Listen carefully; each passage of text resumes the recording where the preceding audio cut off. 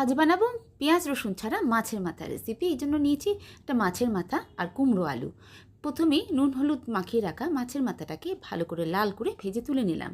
তারপর ওই তেলের মধ্যে কুমড়ো আলুটাকে নুন আর হলুদ দিয়েও বেশ সুন্দর করে রং ধরিয়ে ভেজে নিয়ে তুলে নিলাম। কড়াতে 1 চামচ তেল দিয়ে এবার ফোড়নে দিলাম মেথি, শুকনো লঙ্কা, তেজপাতা আর দিয়ে দিলাম সামান্য হিং। এবার আদা কাঁচা লঙ্কা বাটাটা দিয়ে ভালো করে কষে নিলাম। একটা বড় সাইজের টমেটো কুচি দিয়ে এবার দিয়ে দিলাম হলুদ গুঁড়ো আর ধনে গুঁড়ো, তার সঙ্গে সঙ্গে দিয়ে দিলাম স্বাদ মতো নুন। এবার অল্প জল দিয়ে ভালো করে মশলাটা কষে নেওয়ার পর ভেজে রাখা আলু আর কুমড়োটা দিয়েও ভালো করে কষে নেব বেশ খানিকক্ষণ। কষা হয়ে গেলে এবার পরিমাণ মতো জল দিয়ে মাছের মাথাটা দিয়ে ঢাকা দিয়ে রান্না করে নেব 3 থেকে 4 মিনিট।